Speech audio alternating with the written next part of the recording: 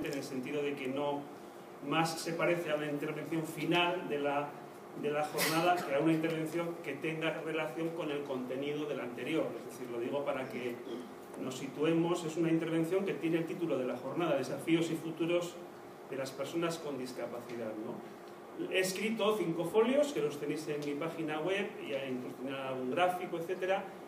Y ahora os lo quería contar. Yo lo he interpretado como un encargo de, bueno, pues ponte en el marco este de Europa 2020, en el marco un poco de estas políticas públicas, de estas estrategias empresariales que de alguna manera nos contextualizan en Europa y más bien piensa en las personas con discapacidad, en las que tú puedas conocer, o en ese movimiento asociativo de la discapacidad, del que, como decía Pablo, pues me siento partícipe, colaborador, desde hace 35 años, y cuéntanos cómo lo ves, ¿no? O sea, cómo ves tú ese desafío y ese futuro, ¿no? Entonces es lo que voy a hacer, contaros, después de 35 años en el sector profesional, voluntario, asociativo, político, que se preocupa de una u otra manera por las situaciones de discapacidad, cómo lo veo, muy discutible, muy debatible, pero por lo menos pensad que lo que os voy a decir tiene ese pequeño, vamos a decir, aval, ¿no? de una preocupación sostenida por un tema y también lo mismo, muy personal y muy discutible, ¿no? Y yo la afirmación principal, lo principal que quisiera comunicaros en esta mañana es lo siguiente. O sea, yo creo que la visión predominante y el modelo de atención existente en relación con la discapacidad hoy aquí merece ser revisado, debe ser revisado. Para mí esa es la afirmación principal. O sea, yo creo que lo que tenemos organizado como sociedad frente al fenómeno de la discapacidad, la forma en que miramos a la discapacidad y la forma en que abordamos la discapacidad está obsoleto. O sea, la realidad ha cambiado demasiado como para que siga valiendo. Y voy a intentar explicar por qué. Soy consciente de que la mayoría de las personas que estáis aquí estáis comprometidas desde dentro con organizaciones, con servicios, con entidades muy vinculadas a la discapacidad. Estáis todos los días arremangándoos y yo no soy el caso. Es decir, yo entro y salgo, por decirlo de alguna forma. Igual ese entrar y salir me puede dar una perspectiva distinta, complementaria y, por supuesto, siempre escuchando lo que las propias personas con discapacidad y personas que estáis todo el día en el tema podéis contestar, ¿no? Pero fijaros, yo creo que si lo miramos de una forma un poco global, la visión y el abordaje de la discapacidad que tenemos instalado en nuestra sociedad tiene que ver con el modelo clásico de estado de bienestar. ¿Qué es el modelo clásico de estado de bienestar? Bueno, pues es una estructura organizativa, una estructura política que se montó pues, en unos países en la segunda mitad del pasado siglo, en otros países en la última parte del pasado siglo, pero básicamente se basa en lo siguiente. En primer lugar, se basa en la división sexual del trabajo.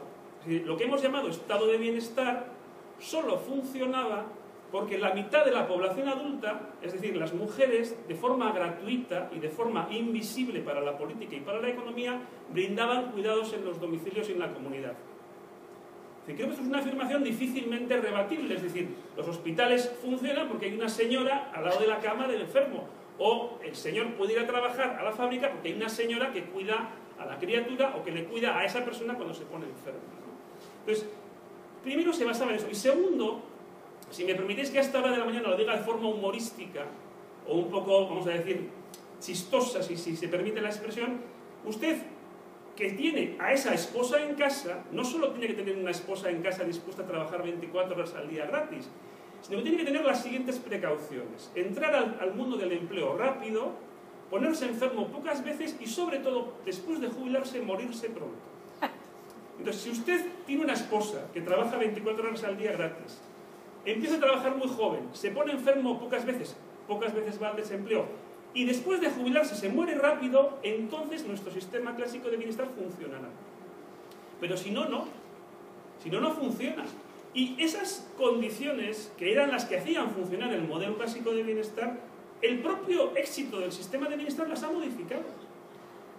¿Por qué las ha modificado? Fundamentalmente, y si veis el cuadro que he puesto en la ponencia, que lo tenéis en la página web, fundamentalmente porque la discapacidad, sobre todo, es algo que ocurre a la gente cada vez más mayor. Es decir, frente a una idea de la discapacidad organizada, visible, representada que podamos tener, hoy en día la discapacidad fundamentalmente está en los domicilios, en las casas de la gente que envejece y dura mucho más tiempo con discapacidad de lo que duraba antiguamente o anteriormente.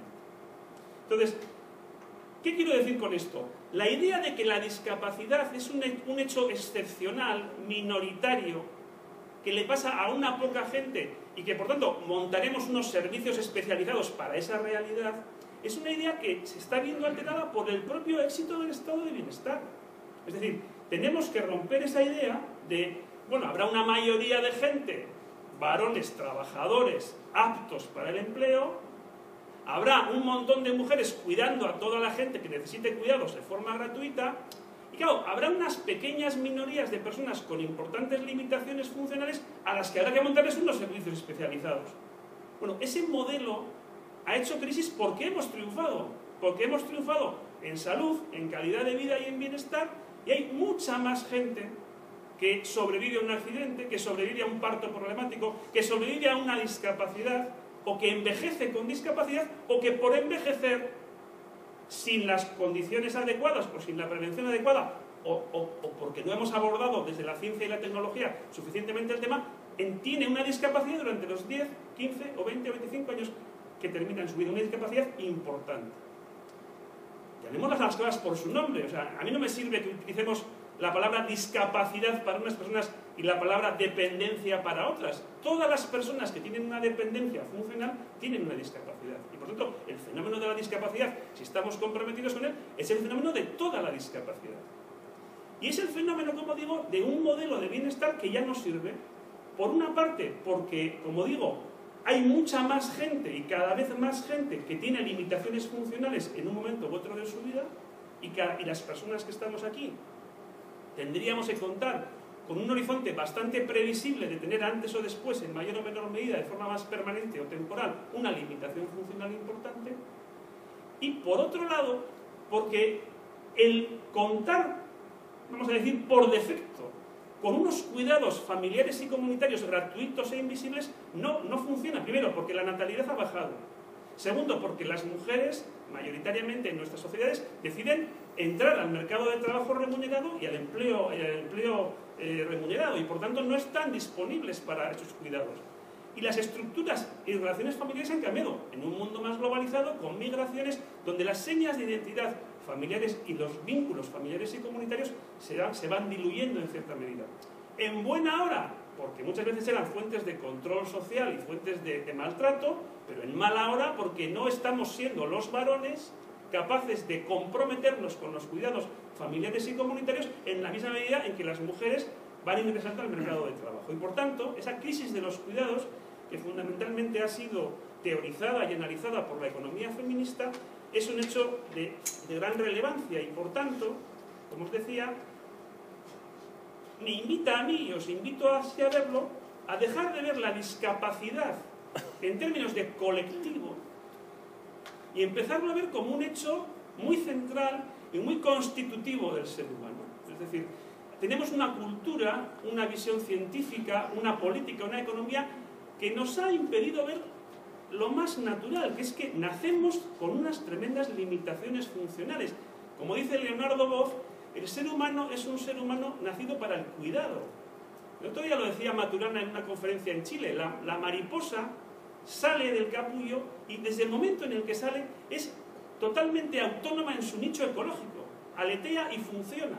El ser humano, desde que sale del útero materno, necesita, en el mejor de los casos, una serie de años de recibir cuidados familiares y comunitarios en primera instancia, que de alguna manera tenemos que reconstruir ahora en lo familiar y en lo comunitario y en lo profesional y en lo institucional en un nuevo tipo de sociedad. Por tanto, yo os planteo, al menos para el debate, esas dos visiones.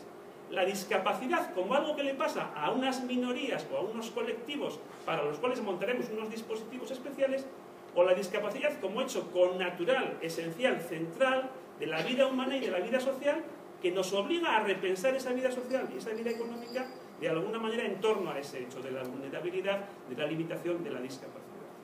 Por tanto, primera tesis en los 9 primeros minutos de mi exposición: tenemos una visión y un modelo de atención que no vale para la nueva realidad compleja, multiforme, domiciliaria, oculta de esa discapacidad tan constitutivamente humana como la estoy intentando dibujar.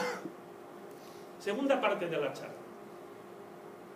Yo me preguntaba si después de 35 años de estar vinculado de una u otra manera a la intervención en relación con la discapacidad, yo podía estar contento o no, ¿no?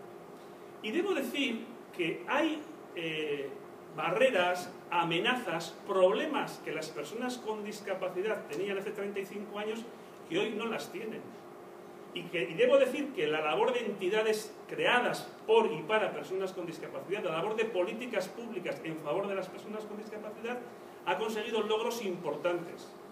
Logros que han mejorado la calidad de vida de personas que hace 35 años estaban ocultas en sus casas, estaban excluidas, marginadas, estaban machacadas y estaban con unos problemas de... Bueno, por poneros un ejemplo, me ha venido a la memoria ahora un tratado del año 96, no os penséis que tan antiguo, importante sobre discapacidad, que hablaba de la bajísima esperanza de vida de las personas con paraplegia. Evidentemente el señor médico que escribía eso pensaba que esa esperanza de vida baja de las personas con paraplegia era debida a su paraplegia. Sabemos que no, era debida a las condiciones de exclusión, de marginación, de ocultación, de falta de calidad de vida que sufrían estas personas. Pero bueno, eso, como digo, hemos mejorado. Sin embargo, no tengo sinceramente claro que esta sociedad europea de la competitividad, de la productividad, del empleo, de la innovación. No tengo nada claro que esta sociedad tecnológica, que esta sociedad que estamos construyendo, este paradigma de sociedad europea predominante, no tengo nada claro que sea una sociedad inclusiva, que pueda ser denominada como inclusiva para las personas con limitaciones funcionales.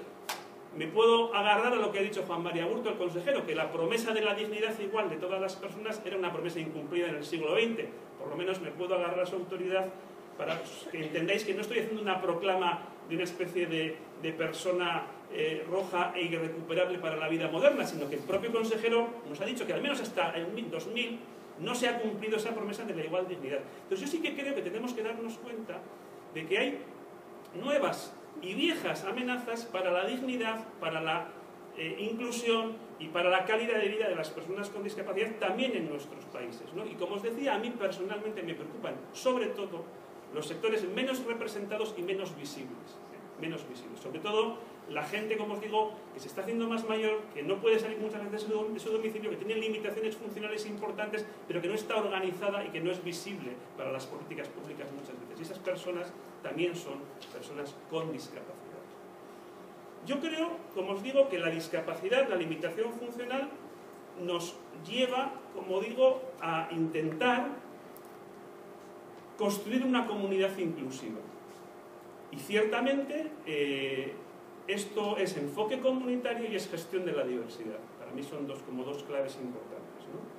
De alguna manera, como os digo, no sé cómo se evoluciona, no puedo abordar ahora cómo se evoluciona de un sector muy basado, en muchos casos, en servicios específicos para un segmento de población, a contribuir activamente a una comunidad que incluya a todas las personas, pero quiero lanzaros esa invitación, quiero lanzaros la invitación a pensar juntos, a seguir trabajando juntos por ese objetivo. Y voy a terminar con las 6 claves que a mi entender, pues de alguna manera, guiarían mi pensamiento en ese trabajo que quiero compartir con vosotros, ¿no? El trabajo por pasar de una visión de la discapacidad como una cosa que les pasa a otros y que debo atender y contener y recoger, a un hecho que está en el centro de la vida social y en el centro de mi propia vida, y que debo intentar repensar mi vida personal y comunitaria, los servicios públicos y la economía en torno a esa vulnerabilidad y en torno a esa necesidad de cuidados.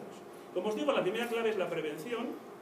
Mucha de la discapacidad asociada a envejecimiento se dicen por la evidencia científica que se puede prevenir. No debemos asumir que lo que hemos conseguido, que es un avance brutal en esperanza de vida, pero no tan brutal en esperanza libre de discapacidad, ese hecho no es un hecho incontrovertible. Y las personas que estamos aquí en la medida que seamos capaces de planificar nuestro futuro personal o incidir en las políticas públicas para que la planificación de futuros personales tenga en cuenta este elemento, podemos prevenir esa discapacidad que puede ser sobrevenida o que puede ser progresiva.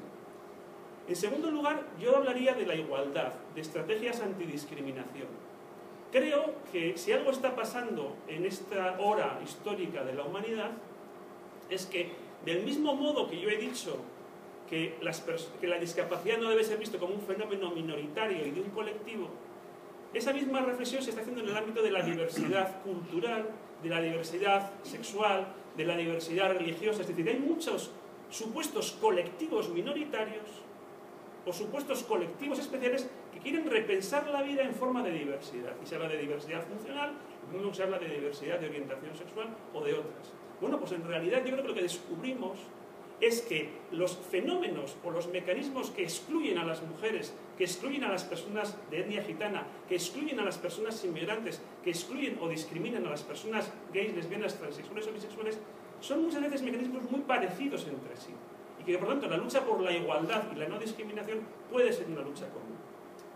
En tercer lugar, la idea de innovación tecnológica, social y política para una vida comunitaria más inclusiva. Como os digo, el sector de los servicios sociales y las políticas sociales ha insistido en políticas focalizadas que muchas veces han sacado a la gente de su entorno comunitario y bueno, pienso que cuanta más masa crítica hay de personas con necesidad de apoyo, más disfuncional resulta esa estrategia y más tenemos que ser capaces de pensar con un enfoque comunitario de fortalecimiento de lazos familiares y comunitarios y de gestión de la diversidad en la comunidad, intentar revertir ese proceso. Creo que tenemos una clave en el mundo del empleo.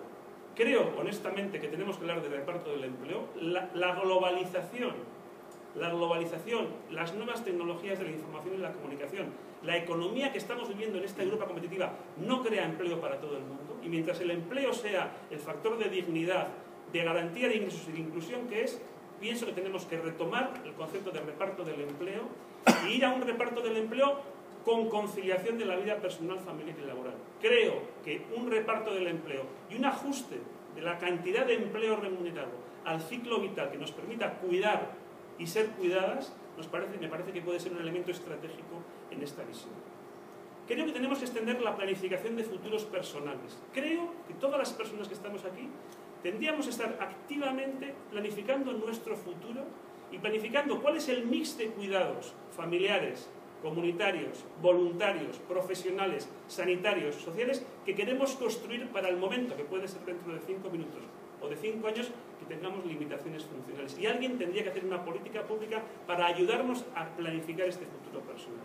Y por último, creo que tenemos una batalla cultural por la dignidad humana. Es decir, es evidente que, como se ha dicho aquí, el mercado es un mecanismo de satisfacción de necesidades ineludible, pero una economía capitalista basada primordialmente en el mercado es una economía que no genera igualdad y tengo bastantes pocas dudas de que tampoco respeta en última instancia la dignidad humana. Y si pensamos que estamos en favor de las personas más vulnerables, al final entenderemos que hay una batalla cultural para entender que la persona tiene valor y no precio, y que la persona tiene valor con independencia de sus capacidades, de sus recursos económicos y de sus vínculos. Por tanto, es un ser humano, insisto, digno per se, digno incluso en la mayor limitación funcional y el mayor menoscabo. Por tanto, como os pongo en la ponencia al terminar, pues creo que tenemos mucho campo en la innovación tecnológica, en la transformación de nuestras organizaciones, en las políticas públicas, en una nueva política de vivienda y de rehabilitación que genere una comunidad inclusiva, en nuevas formas de crear autogestión en el sector voluntario y bueno, pues en una cultura cívica de compromiso y de pago de impuestos. Y me quedo con la frase que os quería decir desde el principio, ¿no? Es decir, la discapacidad es lo que nos hace humanos, es nuestro horizonte, y frente a una idea de que es algo que le pasa a otra gente, una idea de que construyamos nuestra vida personal y nuestra vida comunitaria y nuestras políticas públicas en torno a ese fenómeno. Muchas gracias.